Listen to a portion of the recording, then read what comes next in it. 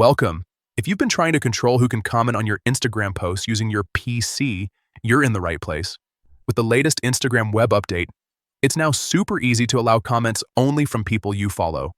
Let me walk you through exactly how to do it. First, go ahead and open Instagram in your browser. Make sure you're logged into your account.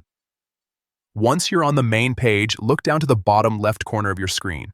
You'll see three horizontal lines, also known as the menu icon. Click on that. A small menu will pop up. From there, select Settings. This will take you to your account settings page where you can control different privacy and interaction options. Now inside Settings, look for the section labeled Comments. Click on it to open the Comment Control options. This is where Instagram lets you manage who can interact with your posts through comments. Once you're in the Comments section, you'll see different options for who can comment on your posts.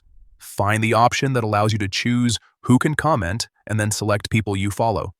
This means only accounts that you follow will be able to leave comments on your posts, helping you avoid unwanted or random interactions.